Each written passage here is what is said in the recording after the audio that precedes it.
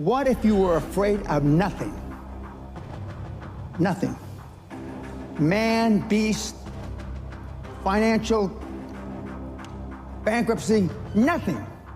Do you understand what that would mean? How would your life have changed? Once you become fearless, life becomes limitless.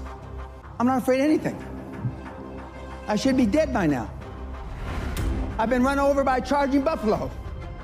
Got up, chased it down, killed it. Killed a Kodiak bear with a knife. You can't kill me. I believe that with all my heart.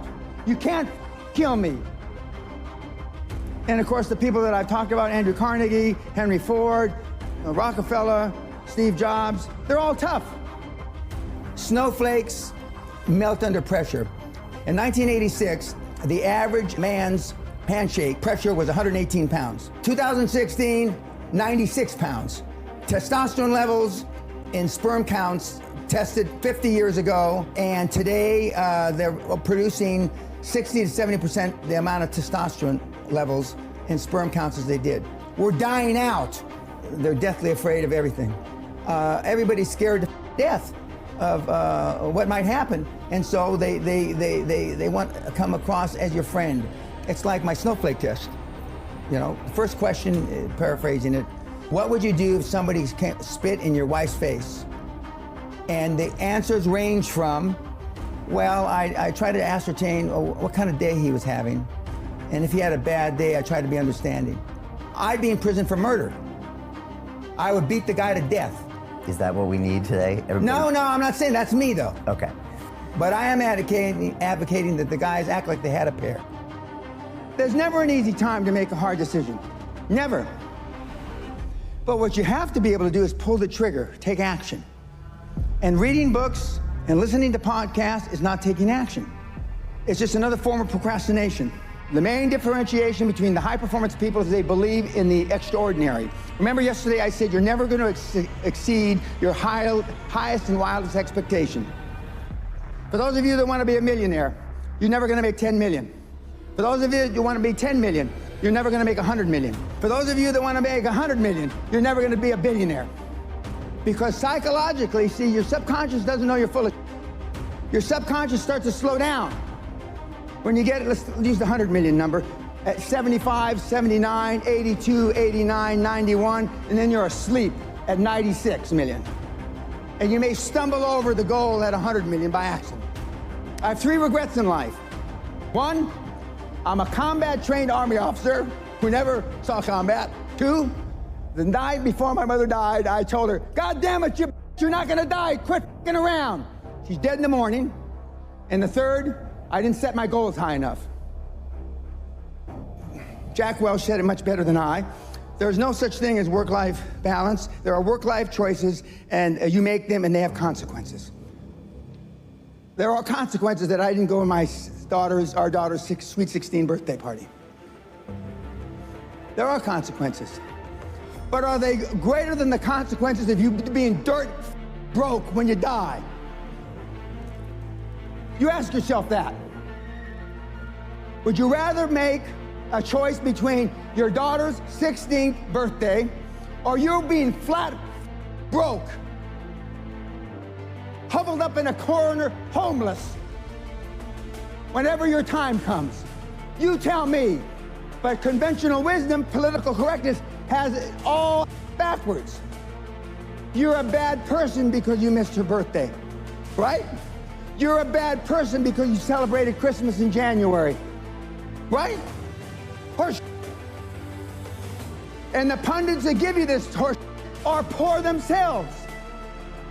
Next, you've got to get by your friends. Show me your friends and I'll show you your future, right? You're hanging out the pub, belching and farting. Those people that you're going to the sports bars, those are your friends. Then there's just general pessimists. Then there's your own guilt. Do I deserve to be wealthy beyond measure? Then there's fear, false expectations appearing real. And then there's this plain society that wants to hold you down. Strange times are these in which we live when the old and the young are taught falsehoods in school.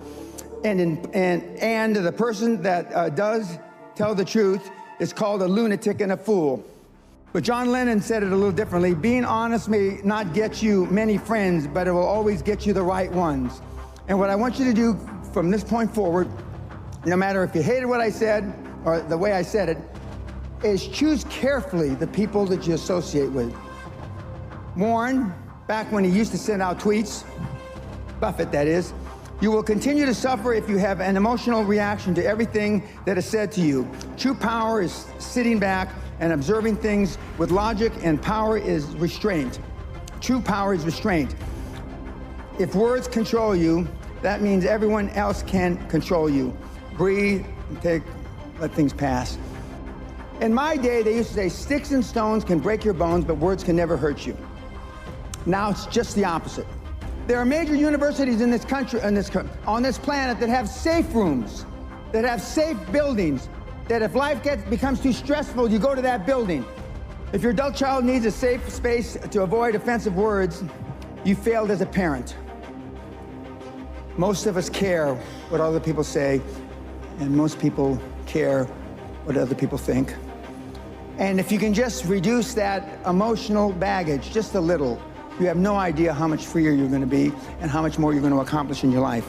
Most people just have poor habits. And, I've had these same habits for about 50 years now. When I do feel wimpish, I just say, what's wrong with you? Come on. And I just go out and do it. And I know that if I hadn't built up these habits 20, 30 years ago, at age 70, I certainly wouldn't be doing this. I mean, good habits are hard to come by. But what's even harder to come by are people that have good habits that you can be around.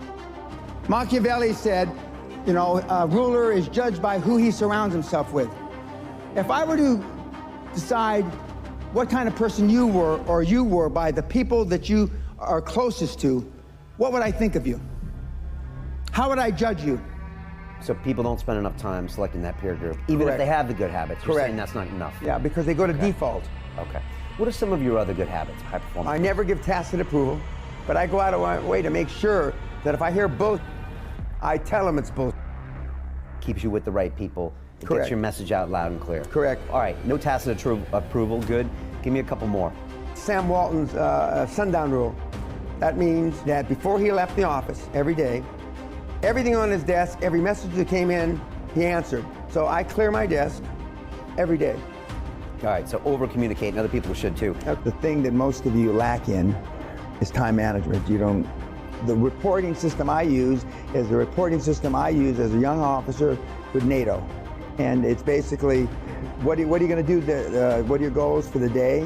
What did you accomplish yesterday? And challenges. And then the following week, you didn't, when you say what you accomplished, if what you accomplished doesn't relate back to the goals you had set for the week, then there's a disconnect. Well, if you said you were going to do this on Monday, and then on the next week you didn't do it, didn't you do it on Monday, you didn't do it the whole week. And, challenges come up, speed bumps, I call speed bumps. You broke your leg, you did this, you did that, now to me, those aren't speed bumps, When I showed up for my meeting with Klaus Kleinfeld in a wheelchair with a drip, I was almost dead 3 days before. I mean, that's commitment. Kids are not programmed for success, but once in a while there are kids that are programmed. That's little Tiger Woods when he's 3 years old on television, showing him how to hit a golf ball. The Williams sisters were programmed for success since they were little. I was programmed by accident. What have you done to program your children for success? My dad only had one goal for me growing up, to keep me alive till I reached the age of reason. So my mother spent her whole life trying to make me what she wasn't.